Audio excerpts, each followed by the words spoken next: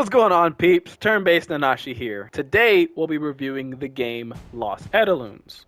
This game is playable on all platforms. Starting off with the story, the game starts you off playing Eden, a mercenary who gets dragged into a political war and whatnot with his mercenary group of friends. There are a lot of characters in this game. Honestly, in the beginning, it's a bit overwhelming.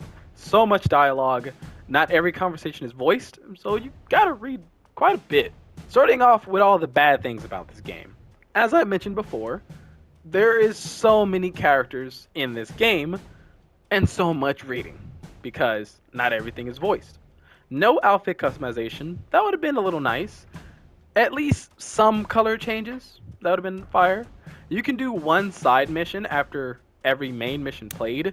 It gets pretty stale.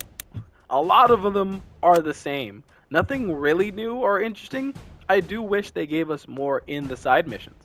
There are some bugs in this game, I'm not gonna lie. But honestly, they funny. In particular, there's one spell, at least for me, I'm not sure if this is the same for other people that play it, but there's like an 80% chance the animation's gonna get weird.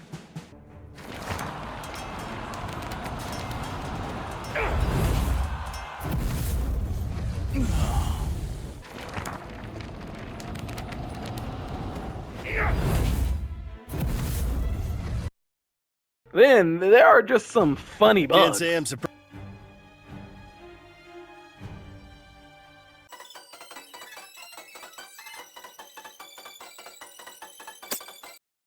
cutscenes are really nice, but plenty of the times they speak with absolute no emotion. You've got everyone leaning on you, but you can lean on us too, you know. And that's all the bad things I have to talk about this game, because the game is that dang good. There are so many good things I can talk about this game. Let's talk about it, alright? Your characters don't die if they fall in battle. Y'all know I love that.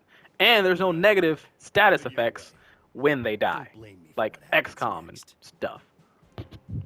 There are plenty of classes that you can play, and you can have every class on the battlefield if you want, because you have up to 10 playable characters on the field, and you will need them all. I mentioned how the side missions get boring. They really can be super repetitive, but you can skip like most of them except for 3. So having that option is a mega plus. The dialogue, even though there's a lot, it is really, really good. You get to know the people in your camp. You can even use points to hang out with them and know more about them. Every single character that you recruit, you will be able to know. So if there's someone you are genuinely curious about, you can learn a lot about them.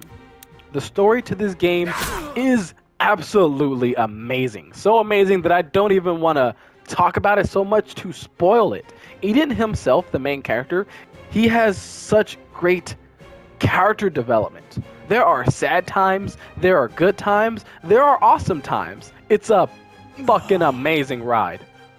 And you get to choose between a good path or an evil path. So there's definitely replay potential. I've played it like 4 times now.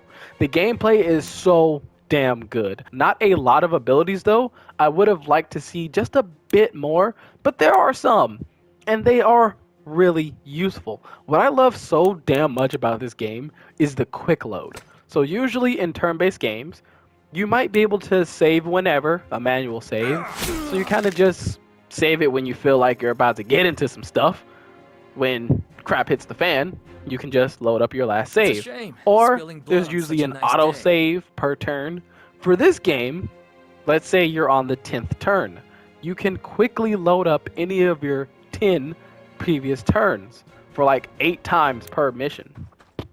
You can even just restart the mission and have another 8 chances to quickly load the last turns.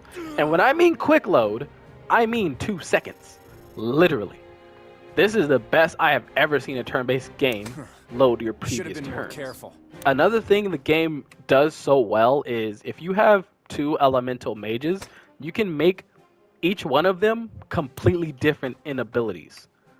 What it comes down to is really who you want on the battlefield. This guy or that girl. This girl or that girl. It's like you just have the freedom of bringing the people you want to the battlefield. So you don't feel forced to have someone on the battlefield just because you need their abilities. Honestly, this is one of my favorite turn-based games I have played. They give you a flushed out story beginning to end. I wish there was a little more in the beginning, something so that you're a little bit more familiar with your original mercenary crew before you dive into the political war and stuff and picking up new people along the way. But that's just me nitpicking, only because I just want more, simply because I love this game. You don't have to play the main character Eden as a warrior if you don't want to. You can play him at any class. You can play him as a mage, you can play him as a ranger, you can play him as a berserk. You can play any character at any class. And not only do you have 2 different playthroughs between the good ending and the bad ending, you also have romantic options. So that also gives you more reason to replay the game. I was happily spending hours on this game. Another thing I love, the missions feel new and engaging. Some missions you have to attack a castle or defend a castle.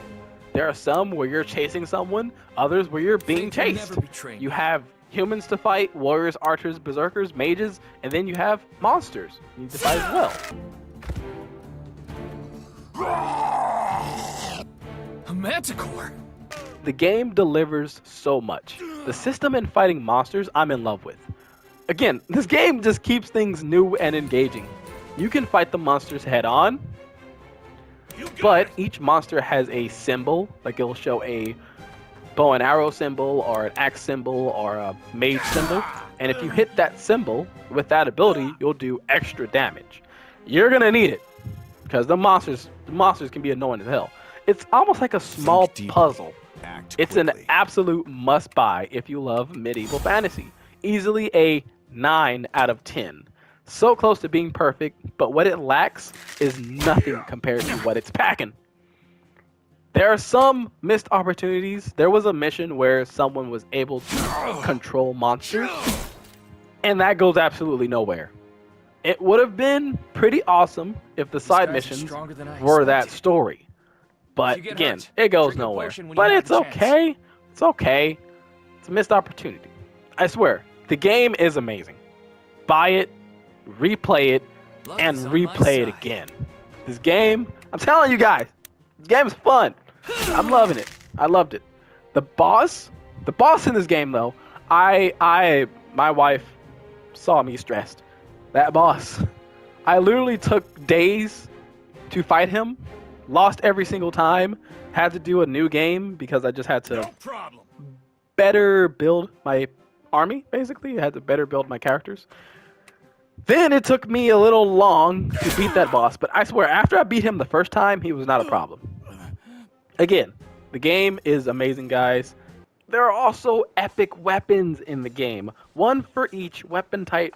I love it. I love it. Give me more. Please go out there and get this game. It is so fun.